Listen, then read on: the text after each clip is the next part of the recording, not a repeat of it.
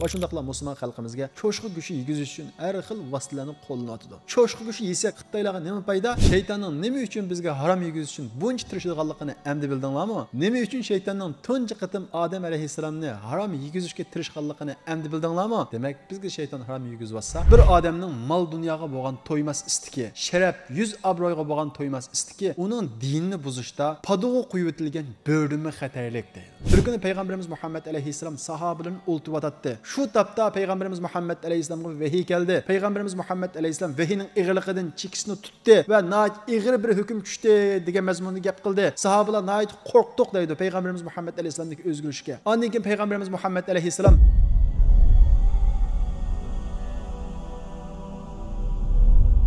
Şeytan iblis Adem atimizni tunji qatim qaysi tarafini vasvasa qilib ozdirdi? Ya'ni Adem alayhissalom tunji qatim qaysi ish bilan ozdi? Bilganimizdek Adem atimiz tunji qatim eg'iz orqali xatolashdi. Ya'ni shayton Adem alayhissalomga vasvasa qilib, Adem alayhissalomni eg'iz tarafidan hujum qilib, Adem alayhissalomni xatolashtirdi. Bu haqda Qur'on Karimda Alloh taolo: "Ya Adem uskun anta va zawjukal janna wa kula minha ragadan haythu shi'tuma wa la taqraba hadhihi shajara fatakuna minaz-zalimin." Ey Adem, sen ve ayoling jannatda turinglar, mushu yerda yashanglar, bu yerdan xohlagancha yanglar. Lekin ma daraxtga yaqinlashmanglar, uni yeb samanglar. Agar yeb salsanglar, zolimlardan bulab qolasizlar. Ya'ni Allohning buyrug'iga xiloflik qilgan, o'ziga zulm qilgan zolimlardan bulab qolasizlar dedi. Ammo shayton vasvasa qildi. Bevosita Adem atamizni bu daraxtni ye demasdan Alloh cheklagan o daraxtning ismini o'zgartib Shajaratul Xuld, ya'ni yesi o'lmaydigan va shundaqla zavol topmas podshohlikka elib boradigan daraxt deb o'zgartib Adem alayhissalomga vasvasa qildi. Ya Adem, hal adulluka ala Shajaratul Xuld va mulkin la yabla. Ey Adem, men seni yesang o'lmaydigan va shundaqla zavol topmaydigan bir podshohlikka elib boradigan bir daraxtni sana ko'rsatib qo'yaymi deb Alloh cheklagan daraxtni yeyishga qiziqtirdi. Oxirida Adem alayhissalom aldinib o daraxtni, ya'ni Alloh yeyishni cheklagan daraxtni yedi. Demak, qarab baqadigan bo'lsak, shaytonning tunji ozdirishi Adem atimizni uning ig'izdan bo'ldi. Demak, biz bundan shuni ko'ra olamizki, shayton bizga tunji qatim ozdiradigan ishlar bo'lsa, bizning ig'izimizdan ozdirishdir. Va shundaqla bizga harom bo'lgan ishlarni uning ismini o'zgartib, uni chiroyli ko'rsatish orqali bizga yegizishdir. Shunga Alloh taolo Qur'oni Karimda: "Ya ayyuhan nasu kulu mimma fil ardi halalan tayyiba va la tattabi'u khutuwatish shayton." Ey insonlar, yer yuzidagi narsalardan pok va halolni yanglar. Va la tattabi'u khutuwatish shayton. Shaytonning tuzoqlariga ergashmanglar. Ya'ni shayton sizlarga harom yurgizish uchun har xil tuzoqlarni qo'ydi. U narsalarning ismini o'zgartadi, sizga chiroyli ko'rsatadi. Uni qilsanglar, uni yesanglar, nurg'un pul tepib ketadigandak, uni yesanglar kuchlanib ketadigandak, u ishni qilsanglar mansibni o'laydigandak, shunday harom yo'llarni, harom ishlarni sizlarga qiziqtiradi. Buning hammasi shaytonning qadam-qadam ozdirish tuzoqlari. Shaytonning tuzoqlariga ergashmanglar. Innahu lakum aduwwun mubin. Shayton sizlarga uchuq bir dushman deb bu haqdagi, ya'ni yemek ichmakdagi shaytonning tuzoqidan bizni ogohlantiradi. Bir yerda emas, Qur'oni Karimda bir qancha o'rinda maxsus shu yemek masalasi kelgan vaqtda Alloh taolo bizni shaytonning qadam-qadam ozdiradigan bu tuzoqlarga dasmaslikdan qattiq ogohlantiradi. Chunki bir musulmonga nisbatan yemek ichmakning halol bo'lishi deganlik uning taqvodorligining asosi. Biz yemek ichmakimizni halol qila olmay, pok qila olmay turib taqvodorlikka yetolmaymiz. Bu sababdan Alloh taolo Qur'oni Karimda: "Va kulu mimma razaqakumullohu halalan tayyiba vattaqullohallazi antum bihi mu'minun." Alloh sizlarga rizq qilib bergan narsalarningki halollarini va poklarni yanglar. Men Allohga ishonaman degan Allohdan qo'rqinglar, taqvodorlik qilinglar. Ya'ni pok va halol narsalarni yeyish orqali Allohga taqvodorlik qilinglar deydi. Demak, halol va pok narsalarni yeyish taqvodorlikning tunji asosi. Bizda taqvodorlik bo'lgan shaytonning bizga kuchi yetmaydi. Aksicha shayton bizning taqvodorlikni yo'qotsa, biz o'zimiz azimiz. Bu sababdan tabiinlardan mashhur olim Yusuf ibn Asbat mundoq deydi: "İza ta'abbada shabu yaqulu iblis unzuru min ayna mat'amuhu." Agar bir yosh bir yigit Allohga niyat taqvodor bo'lib, niyat yaxshi ibodat qilsa, iblis unzuru min ayna mat'amuhu. Qarab baqinglar, uning yemek ichmagi nimadankan, haloldanmikan, haromdanmikan, shubhidinmikan, pokmikan, qarab baqinglar deydi. Fa in kana mat'amuhu mat'amu su. Agar uning yemek ichmagi halol bo'lmasa, da'uhu. Uni qap qo'yinglar. Uni bilan mashg'ul bo'lmanglar. Faqad kafakum nafsuhu. U o'zini o'zi halok qiladi. Sizga kifoya qiladi uning nafsi deydi. Demak, bir odam harom yegandan keyin uning nafsi o'zini halok qiladi. Nafsini qo'yganmagan odam, nafsini yeganmagan odam boshqa ishlardan ketib qoladi. Aksicha pok va halol yegan bo'lsa, shayton uni ozdirishda nihoyat qiynaladi, shaytonning uniga kuch yetmaydi. Chunki pok va halol yeyish bo'lsa, bizning qalbimizni yumshtadi. Bugungi kunimizda qalbimizning qetib ketishi, ko'zlarimizga yig'i kelmasligi, jannat va do'zaxga bo'lgan ishtiyoqimizning to'lab ketishining sababi dal yemak ichimlikimizdagi shubhilik narsalarning ko'payib ketganligi. Salaflardan qalb qanday qilib yumshaydi degan vaqtida biaklil halal, halol narsalarni yeyish orqali qalb yumshaydi degan. Demak, shayton mana shu sababdan bizning halol yeyishimizga to'sqinlik qiladi. Chunki bir odam harom yegan vaqtida Allohning buyrug'i uning ig'ri keladigan fosiq bo'lib qoladi. Bu haqda Alloh taolo Qur'on Karimda ya ayyuhar rusul kulu minat tayyibati wa'malu solihan. Ey payg'ambarlar, pok halol narsalarni yanglar va amalu solihan. Pok halol narsalarni yegandan keyin solih amalni qilinglar deydi. Demak, solih ish qilaylik. Allohning buyrug'i bizga ig'ri kelmasin, suslik qilmaylik deydi ekanmiz. Yemekimiz halol bo'lishi kerak. Yemak halol bo'lgan vaqtda Allohning buyrug'i bizga ig'ri kelmaydi. Shundaqla Allohning yo'lida har qanday ish qilishni yanmaydigan bir xil energiyaga ega bo'lamiz. Bugungi kunda qarab boqadigan bo'lsak, dunyoda 2 milliard musulmon bor. Lekin eng qattiq buzakka uchirg'ini bo'lsa, yana musulmonlar. Nima uchun bu musulmonlar xalqdan qutlanmaydi? Nima uchun bu musulmonlar zulm qarshitolmaydi? Chunki bugungi kundagi musulmonlarning ko'pincha jazona va usumga aralashib qoldi. Jazoning o'zini ta'midi, harom va shubhalik ishlardan gelini pokiz tutmadi. Bundaq musulmon 2 milliard emas, 5 milliard bo'lgan taqdirdami dushmanlarga qarshi turolmaydi, xalqdan qutlanmaydi. Shundaqla bizning vatanimizdagi xalqimizni Xitoy ana shundaq ruhsizlashtirish, shundaqla Allohning buyrug'i ig'ri qiladigan fosiqlashtirish uchun yemak ichmaklarimizda halol haromni ayiradigan bu xil tuyg'uni yo'qotishga tirishadi. Va shundaqla musulmon xalqimizga cho'shqi go'shi yegizish uchun har xil vositalarni qo'llanadi. Cho'shqi go'shi yesak Xitoylarga nima foyda? Chunki biz musulmonlar cho'shqi go'shi yesak, undan boshqa har qanday harom va shubhalik narsalarni yegandan keyin irodamiz susishadi. Va amalu soliha. Alloh degandek solih amallarni yaxshilarni qilolmaymiz. Xitoy bizni namoz o'qimadimizmi? Biz harom yesak, ana shunday shubhalik narsalarni yesak, namoz ig'ri keladi, zulm qarshitirish ig'ri keladi. Alloh buyurgan ishlarning hammasi ig'ri keladi. Shunga bugungi kunimizdagi musulmonlarning soni ko'paysimi, zulmdan qutlanmasligi, xalqning qutlanmasligi dal ularningki haromga bo'lgan tushunchadan to'lab ketganligi, jazona va shuning o'xshagan haromningki geldan o'tib ketganligi sababli irodasi sustlashib, Alloh taolo degandek solih amal va Allohning buyruqlari ig'ri qiladigan holatga kelib qolganligi uchun shaklda musulmon, ammo musulmonlik ruhi yo'q, musulmonlik harakati yo'q, musulmonlik kuchi yo'q. Mana shunday musulmonlik o'tirib kelmoqda. Agar biz tarixdagi o'xshash izzatimizni qaytaramiz, haqiqiy musulmon bo'lamiz, Allohning buyruqlari ig'ri kelmaydigan bir holat o'timiz deydi ekanmiz, o'sha gelimizni pokiz tutishimiz kerak. Chunki gelimizni pokiz tutmagan vaqtimizda yuqoridagidek Allohning buyrug'i ig'ri kelishi bilan birga bizga Allohning g'azabi tushadi. Bu haqda Alloh taolo Qur'on Karimda kulu min tayyibati ma razaqnakum va la tatghaw fayahilla alaykum ghadabi. Alloh sizlarga rizq qilib bergan narsalardan poklarini, halollarini yanglar. Agar unda qilmasanglar, halol yemay, yeydigan narsalarga diqqat qilmasanglar, usum bulamdi, boshqalarning haqqi bulamdi, yavasanglar, fayahilla alaykum ghadabi. Sizlarga mening g'azabim tushadi deydi Alloh taolo Qur'on Karimda. Allohning g'azabi tushsin bo'ladi. Va may yahilla alayhi ghadabi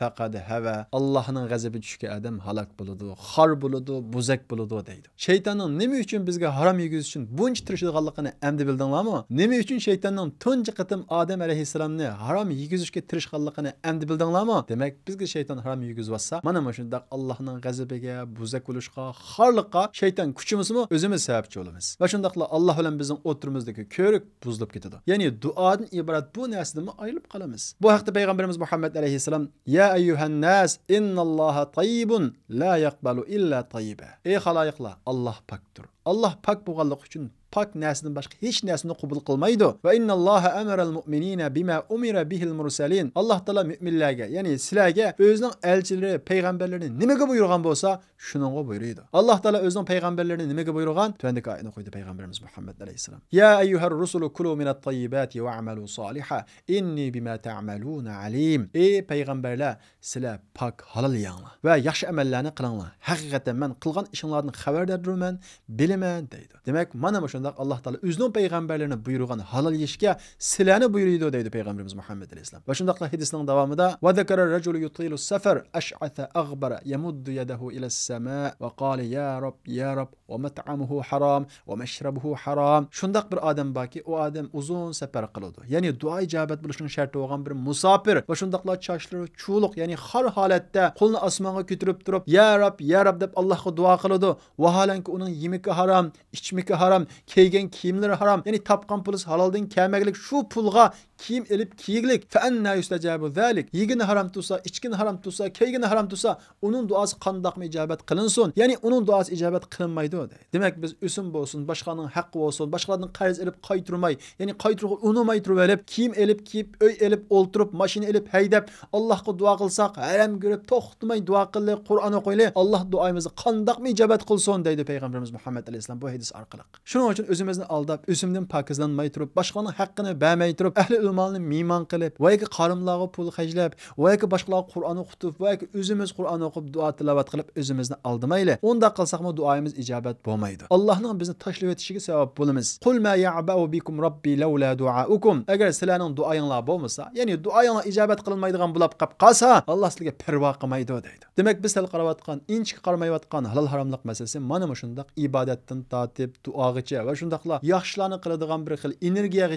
ta'sir ko'rsatadi. Bu sababdan shayton bizga harom yegiz uchun bütün usullarning, bütün tuzoqlarning hammani qo'llanadi. Shayton bizga harom yegiz uchun ishlatadigan qiltaq va tuzoqlarning birinchisi bo'lsa, shu haromning ismini o'zgartirish. Xuddi Odam alayhisalomning ozdirganga o'xshash bir ma'siyat darxini, shajaratul xuld, o'lmas daraxt deb ondan Odam alayhisalomni qiziqtirib oxir yegizganga o'xshash, bugun kunimizdagi uchiq harom narsalarning ismini o'zgartirib bizga harom yegizadi. Masalan, bugun kunimizga qarab qoladigan bo'lsak, Turkiya banklarida o'simning ismini o'zgartirib bizni yegizishga qiziqtirdi odamiy shaytonlar. Masalan, ba'zi banklarda o'simni o'sim deb atamay, kar deb atab qo'ydi. Chunki o'sim desa biz yemaymiz, ammo kar, ya'ni foyda deb qo'ygandan keyin bu foyda ekan-go deb o'simni foyda nomida yeymiz. Ya'ni ba'zi banklarda o'simga ishlam ujrati, ya'ni xizmat haqqi deb o'simni bizga yeyishga qiziqtiradi. Ba'zilari mukofot deydi. Ya'ni pulingizni qo'yganligingiz uchun sizga mukofot berdik deydi. Amaliyotda bu o'sim. Ya'ni ba'zisi tavakkulchilik badali deb ataydi. Demak, qarab baqadigan bo'lsak, mana odamiy shaytonlarmi shaytonning askariga aylanib bizga o'sim yegizish uchun har xil ismlarni paydo qilgan. Amaliyotda bir musulmon nimaning o'sim emasligini bilishi kerak va shundaqla o'zini aldamaslik kerak. Bu ismi emas ekan-go deb o'zimizni aldasak, u qiyomat kuni o'tmaydi. Ism o'zgartirish ta Odam alayhisalomdan tortib ta bugun qadar haromni yegizish uchun shaytonning qo'ydigan eng chong tuzoqi. Shunga bugun kunimizda banklarda oldimizga har xil nom bilan paydo qo'yilsa, payda ekan deblam ammasdan nadin keldi, qanday payda surishti qilayli, bilmasak surayli, shaytonning vasvasiga aldanib bu ishlarni o'limalar bilmaydi, deblam quloqimizni yopiriblam yevamayli. Özümüzni aldamayli. Bu şeytanның tuzuqi. İkincisi, şeytan bizga harom yegizish uchun shubhalik narsalarga ko'ndiradi. Bilganimizdek payg'ambarimiz Muhammad alayhisalom xabar bergandek, innal halala bayyinun val haramu bayyinun. Harom ochiq, halol ochiq. Ammo bir qism narsalar bor. Halolligi va yoki haromligi oshkor bo'lmagan. Ya'ni halol bilan haromning o'ttirsidagi narsalar. Bu narsalar shubhalik narsalar deb ataladi. Bir mu'min taqvodaliqni qo'dayman, haromga tushib qolmay deydigan, u shubhidan yiroq turish kerak. Ya'ni halol va haromlik aniq bo'lmagan narsalardan yiroq turish kerak. Hamda halol haromlik aniq emas ekan deblam yesak, harom yegan bo'lmaymiz. Lekin shubhidan o'zimizni tortmay, mingiversak, oxirida haromga tushib qolamiz. Chunki payg'ambarimiz Muhammad alayhisalom hadisda shubhi yegan odam xuddi chegarada pada baqqanga o'xshaydi. Chegara siziqining ustida pada baqqanining padasi, chegaraning bu tarafiga o'tib ketish ehtimoli bormi yo'qmi? Chuqum bor. Dal shuningga o'xshash shubhi yegan odam hamon bir kuni haromga tushib qoladi deydi. Ya'ni shubhi xuddi bugun kunimizdagi sariq chiroqqa o'xshaydi. Ko'k chiroq halol, qizil chiroq harom, sariq chiroq bo'lsa shubhilik ishlar. Siz sariq chiroqda mingiversangiz chuqum bir kuni qizil chiroqqa tushib qolasiz. Shunga shaytonninki shubhi degan harom emas, shubhi yesan harom yegan bo'lmaysa deb qiziqtirishiga aldanmang. To'g'ri, shubhi yesangiz harom yegan bo'lmaysiz, ammo shubhi yeversangiz chuqum bir kuni haromga tushib qolasiz. Shuning uchun shaytonning qiltig'i desab, harom yapsam mayli desak, shubhilik, ya'ni halol haromlik aniq bo'lmagan ishlardan yiroq turli. Chunki Alloh Razzaq, Alloh rizqni nadim bersa, chuqum rizqimiz bo'lsa beradi. Bir ishga bog'liq emas. Uchinchisi, shayton bizga harom yegizish uchun qalbimizga qanoatsizlik, to'yimsizlikni tashlab qo'ydi. Ya'ni hirisdan iborat, to'ymaslikdan iborat bu qanoatsizlikni qalbimizga tashlab qo'ydi. Bunda qanoatsizlik qalbimizga kirib qolgan vaqtida, mushu qanoatsizligimiz tufayli texmi ko'p tepish uchun haromga bo'lgan o'lchimiz tushidi. Halolga bo'lgan o'lchimiz tuvallaydi. Unda bo'lgan ekan, pul topsamlam bo'ldi deb mangamiz harom bulamdi, halol bulamdi, tepib yuradigan holatga kirib to'xtaymiz. Payg'ambarimiz Muhammad alayhisalom insonning bu xarakterini kontrol qilmasi bo'lmaydiganligi va har bir odamda bundaq bir qanoatsizlik bo'lganligi, agar kontrol qilmasa haromga tushadiganligini eskartib, "Law kana li ibn Adam wadiyan min mal wa bitaga thalithan" deydi. Agar odam bolasiningki 2 jilg'a oltini bo'lsa, 3-chisini talab qiladi deydi. Ya'ni inson to'ymaydi. Shuning uchun har vaqt tirishib kerak, lekin halol haromga bo'lgan o'lchimizni tushirmasdan Alloh taolo haloldan bergan rizqimiz oz bo'lsa-mu qanoat qilib turib tirishimiz kerak. Bu deganlik, ya'ni qanoat qiling deganlik tirishmang deganlik emas. Ya'ni oz bo'lsa-mu halol qanoat qiling, ammo tirishing, ammo ko'p topaman deb haromga tushmang deganlik. Qalbimizdagi bu xil qanoatsizlikni besiq turmaganda, uni kontrol qilmagan vaqtda u texmi taraqqiy qilib, haqiqiy shakldagi ochko'zlik, ya'ni shuh, to'ymaslik olib boradi. Bu xil to'ymaslik bizning qalbimizga o'rnagan vaqtida biz mol dunyo tepish uchun dinimizni sotamiz. Payg'ambarimiz Muhammad alayhisalom bu haqda ma bani ja'ian ursila fi g'anamin bi afsada laha min hirsil mali va sharaf li dini. Bir odamning mol dunyoga bo'lgan to'ymas istiki, sharaf, yuz obro'yga bo'lgan to'ymas istiki, uning dinini buzishda padoq qo'yib o'tilgan bo'rdimi xatarlik deydi. Ya'ni bo'rni padoq qo'yib olsak, bo'ri padni qanda vayron qilsa, qanda o'ltirsa, bizning qalbimizdagi u to'ymaslik, u ochko'zlik bizning dinimizni ana shundoq buzib o'tadi. Shunga har vaqt qalbimizga to'ymaslik, qanoatsizlik, ochko'zlikdan qattiq saqlanishimiz kerak. Bu to'ymaslik, bu ochko'zlik bizni harom yegizishga olib boradi. Shunga payg'ambarimiz Muhammad alayhisalom la yajtami'u shuhu val imanu fi qalbi abdin abada. Bir bandaning qalbida u to'ymaslik bilan, ochko'zlik bilan iymon hargiz birga kelinmaydi, jo'g'lishamaydi deydi. Ya'ni qalbimizga u to'ymaslik kerak ekan, jiq pul tepish, harom bo'lsin, halol bo'lsin, pul tepishdan iborat bu to'ymaslik kirib oldi ekan, iymon chiqib ketadi deydi. Shunga esimizda bo'lishi kerakki, bu xil qanoatsizlik, to'ymaslik shaytonning bizga hujum qilgan eng cho'ng kirish ig'izi. Shunga qalbimizdagi bu qanoatsizlikni kontrol qilishimiz, hargizmi uning taraqqiy qilib ochko'zlik, to'ymaslikqa o'zgarib ketishidan qattiq saqlanishimiz kerak. To'rtinchisi, ya'ni shaytonning bizga harom yegizishdagi to'rtinchi vositasi va yoki to'rtinchi kirish ig'izi bo'lsa, turmush saviyamizniki o'sib ketishi. Bugungi kunimizga qarab qolgan bo'lsak, turmush saviyamiz kundan-kunga o'sib ketib boradi. Agar turmush saviyamiz bizning kirimimizni eshib ketgan vaqtida biz turmush saviyamizning yuqori holatda turishi, ya'ni kendimizga chekinmasligimiz uchun harom bo'lsin, halol bo'lsin, pul tepib turmushimizning saviyasini ko'tarishni va yoki shu shaklda to'xtatishni xohlaymiz. Natijada yaxshi o'ltiraman, yaxshi kiyman, yaxshi haydayman, boshqalarga o'xshash kiyinaman, uyimni boshqalarga o'xshash tutaman deb harom bilan uy tutamiz, harom bilan kiyim kiyimiz. Shunda qilib shaytonning aldam xaltasiga tushib ketamiz. Shunga har vaqt halol kirim saviyamiz bilan turmushimizning o'tirisini tekshirib turishimiz kerak. Har vaqt turmush saviyamizni halol kirimimizdan tuvan tutishimiz kerak. Ba'zi kishilar diqqat qilmasdilla, atrofidagi kishilar qarablam turmush saviyasini o'stirib o'tadi. Bo'libmi ayollar palani uyni bundoq tutibdi, palani bundoq tutibdi deb bas ichida turmush saviyasini ko'tarib o'tadi, eriga besim soladi, uni asaq bo'ladi, buni asaq bo'ladi deb erining beshini og'irtadi. Eri ayolning g'allisini besiq turish uchun tijoratda har xil vositalarni qo'llanishga, ozroq shubiyarlashishga, ondan keyin harom bo'lsa tepib uyni xotirjam tutish uchun tirishadi. Demak, bu masalada ayollar nihoyat muhim o'rinda turadi. Shuning uchun moda qo'g'ilishib, turmush saviyasini ko'tarib o'tish, eriga besim akilish uchun ayollar qattiq saqlanishi kerak. Imom Hasan al-Basri mundaq deydi: "Men bir yilsi hajga bordim Makkaga" deydi. Men u yerdagi bir do'kondan bir narsa sotib olmoqchi bo'lib kirdim. Qarasam u do'kondagi odam bir narsa sotish uchun Alloh bilan qasam qilib, maqtab, demigan gap qolmadi. Ben bundaq odamdan bir narsa sotib olsak bo'lmaydi deb amma yenib chiqib ketdim. Bir qancha yildan keyin yana hajga bordim. Yana shu do'konga kirdim. Qarasam u odam burunga o'xshash maqtamidi, qasam qilmadi. Normal holda sotdi. Men u odamdan so'radim: "Burungi odam sen shu emasmi?" dedim. "Men shu" dedi. "Sen ilgari mushundaq maqtab, qasam qilib mushundaq sotatding. Endi bo'lsa undaq sotmaysan-ku" deb so'radim deydi.